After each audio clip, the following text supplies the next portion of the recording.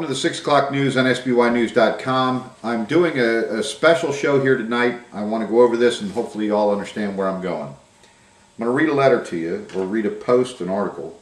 I saw in the Daily Times yesterday that the Foxwell family signed a letter saying that they would support Davis staying on to prosecute the case, as I stated, I couldn't agree more. I do, however, have to take exception with Tracy Powell having any say in the Foxwell matter. Tracy Powell had nothing to do with Sarah for the last 7 years, even when she lived within 5 miles of her. Sarah and her brothers and sisters had no contact from her, and Tracy never even could be bothered to send her a birthday card, so for her to want to step up and be a family representative is a joke. You have to consider people's motives when they pop out of the woodwork after a tragedy and find themselves being paid attention to. Tracy Powell fits in this category. When you seek attention for something is when you should step back and ask why. Amy, the aunt, and the grandparents are the ones with the most reason to speak out on this case, and they decided to let justice be served before getting in front of the cameras every chance they got. I have a big problem when people who had nothing to do with a situation before become quickly involved when a camera or attention is given to them. This was written by Mr. Jonathan Taylor. Folks, I made an agreement about 3 years ago with State's Attorney Davis Ruark to fall in line of an understanding, a general understanding between all bloggers, that we would not go after women and children, spouses, so forth, so on. Not that we have, but we chose not to go that route and participate with that agreement with Davis Ruark. Mr. Taylor agreed to do it too, but every week or so he continues to fall off that wagon and go on personal attacks. Let me start with this. Tracy Powell is not a public figure. Tracy Powell is the aunt of Sarah Foxwell.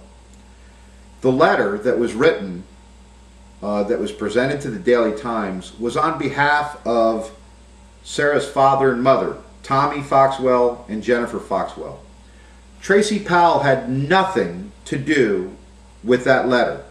Yet Jonathan Taylor puts together an article and attacks Tracy Powell. Jonathan Taylor has sat in the background and done absolutely nothing in reference to the sex offender laws in Annapolis. He has criticized me, he has criticized Tracy from the very beginning, and keeps playing this game of involving her as a camera-hungry individual. Folks, here's what I want you to think about. You're a general public person or non-public person at home every day. You're raising your children, you're going to work every day, you're providing for your family. All of a sudden, your niece, nephew, whatever, or child is murdered. The next thing you know, you've got cameras in your face and people coming knocking on your door. You can just imagine, okay, being in that position and scared to death on having to be on camera if you so choose, okay? The grandmother that Jonathan mentions here and the aunt did not go public, did not get involved. Tracy Powell is the only family representative who came forward and represented the family. She did not like doing so. In fact, when we went to Annapolis, we spent 6 months running back and forth to Annapolis to try and push the higher 5-year to 15-year minimum sentence with no chance of parole sex offender laws. 15 cameras, all of a sudden, from all these different news stations from all over the East Coast were there to videotape Tracy and as well as Jennifer Foxwell. Probably 5 different radio stations. You had newspapers with photographers with cameras, all putting mics in their faces and trying to confront them. This is not something they enjoy. This is not something they ever chose to be in. And for Jonathan Taylor to step forward and again go on a personal attack against someone who is completely innocent. They are not a public figure. You can't do that, Mr. Taylor. You can't do that. And I'm going to call out for others to denounce this particular individual, because enough is enough. You know, he's picked on my wife, my grandson, Debbie Campbell, her children, Terry Cohen, her children, their spouses. He continues to go after people at their all-time low. And he thinks it makes him into some kind of man. But I'm asking, the politicians that are sitting there and allegedly advertising on his website, is this who you want to be connected with? A man that goes after a murdered child's aunt for absolutely no reason? He's completely wrong. And let me top that off. You know, folks, Mr. Taylor claims to be connected with the Foxwell family. Tracy Powell, the aunt, is not the aunt that was raising the children. Interesting how Mr. Taylor brings Amy's name up in this particular post that he put together. You know why, folks? Because it's the first time in 9 or 10 months that Jonathan Taylor finally realized, hey, guess what? Tracy's not the aunt that was raising the children. He just recognized that recently, as have others. So for 9 months, they brought Tracy through the mud, drug her through the mud, and treated her as if she had done something wrong when she did not. And I'll say this as well, Jonathan. So you know, I had a phone conversation with Jennifer Foxwell today. And Jennifer is very remorseful because it is her fault that Tracy Powell and her husband had no contact with the children, because at the time they were going through a divorce, Jennifer and Tommy Foxwell. And she divided everybody in the family away from the children.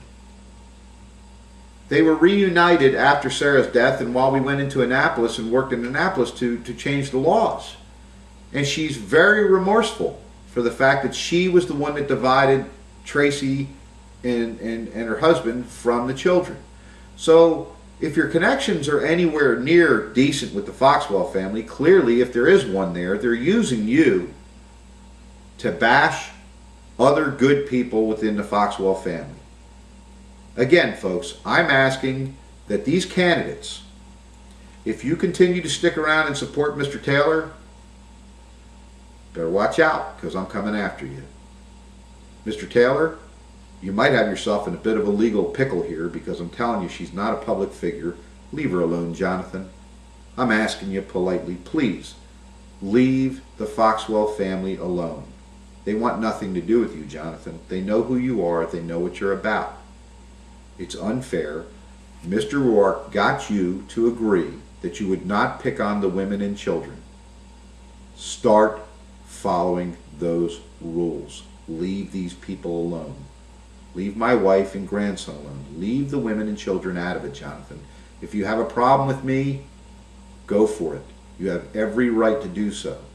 Joe Albero does not own the internet. There is a place for you out there in the internet, Jonathan. Do the right thing and start serving your community, and stop picking on innocent people. Folks, I apologize for this post. I had to say something about this because I'm watching candidates tie themselves up like a Marty Pusey and Matt Massarello and some others, whether or not I'm being told directly from these people that they're not paying for ads on Jonathan's site. He's just putting them up there. And each time I talk to a candidate, I keep finding out that they're not paying for ads. He's just putting them up there. So I just want everybody to understand, if you're going to be affiliated with Jonathan Taylor, that this is the kind of man he is, and this is what he backs up and supports by attacking innocent women and children. And it's wrong, and if you support him, we're going to call you out on it. Folks, you have a great evening. I appreciate you being here, and we always appreciate your support. Have a great day.